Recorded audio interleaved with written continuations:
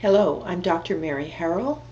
I'm a clinical psychologist, a Jungian-oriented psychotherapist, and associate professor emeritus at State University of New York at Oswego. I'm here to talk today about some pretty broad concepts. What are imaginal figures is one of those ideas. And I want to talk about the interplay between the conscious and unconscious part of selves, the unconscious and conscious part of who each of us is. There is also a conscious and unconscious part of communities and families and even countries. So I wanted to just kind of present at the beginning.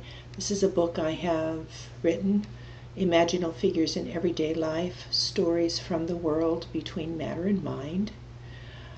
It was published by Chiron Publication, and it recently won a finalist designation in the International Book Awards for 2017. So I'll be mentioning some of the ideas from this book as I give this very short discussion.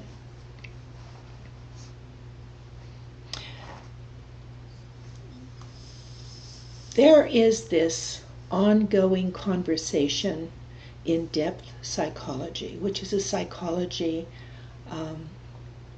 in which the unconscious plays a very large part in the work of developing oneself, the work of maturation and intellectual and spiritual growth. And there's a lot of talk in depth psychology, especially Jungian psychology, which is a branch of depth psychology, about this thing that Carl Jung called individuation. And individuation is best talked about as understanding that over here there is what we call the ego. And the ego is everything we know about who we are. Our name, what we do for a living, our family relationships, who we interact with socially, who we are spiritually, and it goes on and on and on. And we know we're talking about the ego when we use the word I.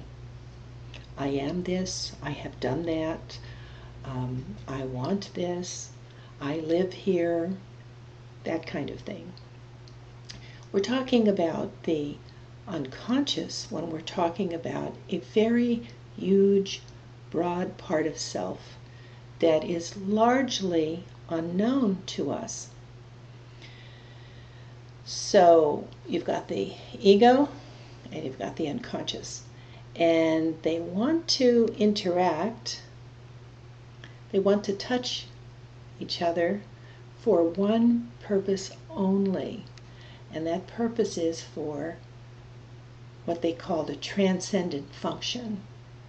In other words, there's a transcendence between the ego and the archetype, and when that happens, people often have a connection, an insight that allows them to know something important about themselves or their life journey, or an important insight that the unconscious wants them to know about the world or about their place in the world.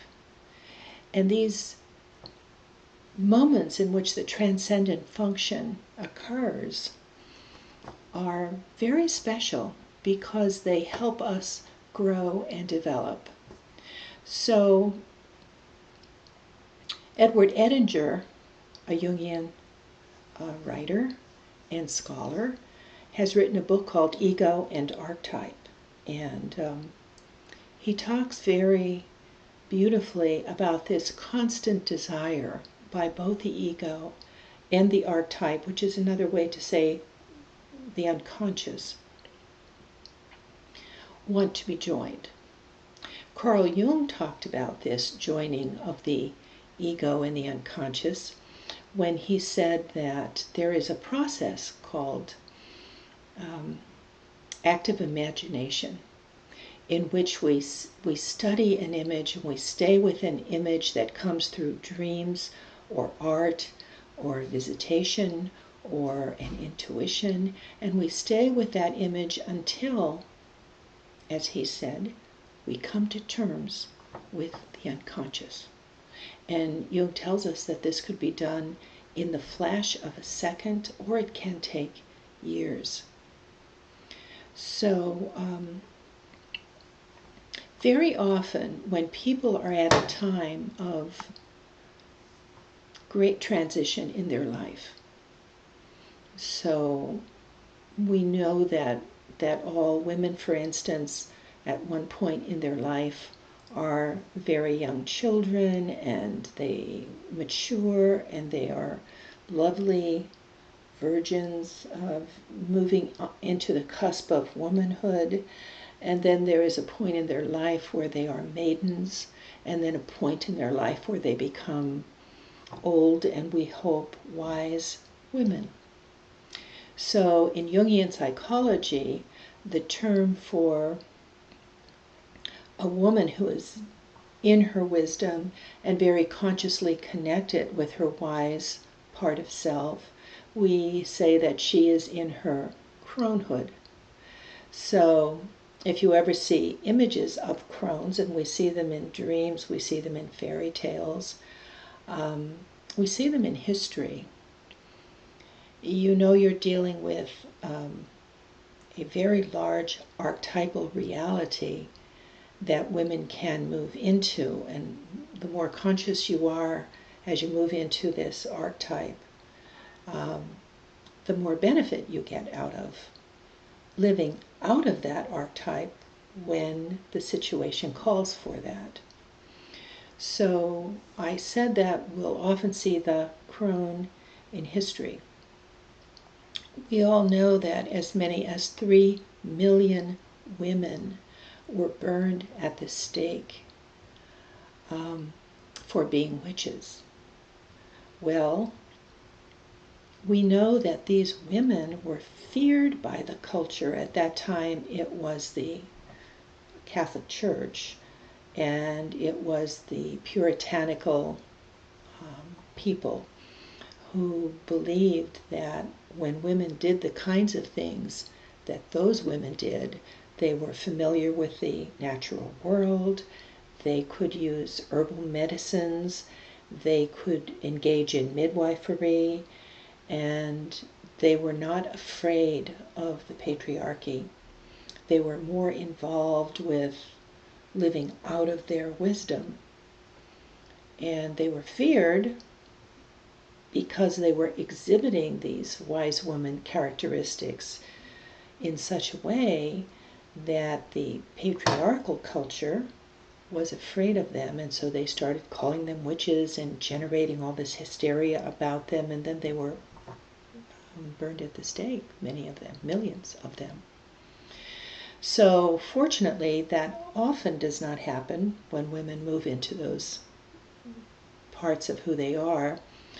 But there are imaginal figures that can be constellating when a woman is moving into this phase of her life. For me, I will tell you that I had a dream at one point when I was moving into my cronehood, my period in life where I was able to embrace my wisdom and not be overpowered by cultural requirements of me, mostly that I limit my being in the world to being simply gracious and compliant and nice, and not having enough balance between those aspects of being a woman and being very much a woman who owns herself and owns her spiritual life and owns her powers. And so this one time I had a dream in which these 2 old ladies were sitting on a back porch, and they were smoking corncob pipes, and they had their hair tied back really tightly into a gray bun. and they look very severe, and they're just rocking back and forth. And I was out in the backyard in the dream digging a grave, and these women almost spat at me, and one of them said, "Don't do for your man." And there's more to the dream, but my point is that was a time when I was first experiencing the imaginal figures, which were signaling to me the growth of this archetypal energy within me as a woman.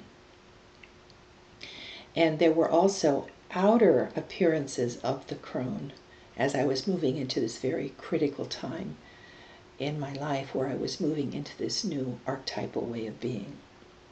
So, just to kind of plainly say what an imaginal figure is, I gave the crone as one example in which the unconscious and the conscious ego were starting to enter this process called the transcendent function. And so I was developing more of a conscious recognition of the emergence of the crone. And every archetype, the crone is an archetype, an unconscious reality that we can embody at times. There are similar archetypes that men can move into also as they age. But this crone has an imaginal figure, but it's like all imaginal figures, they can have many faces and many voices. So in the dream, there was that face that I described and the voice that I described. You know, the old ladies with the corncob pipe and rocking and not being too nice and telling me what to do and not caring whether I liked what they said or not.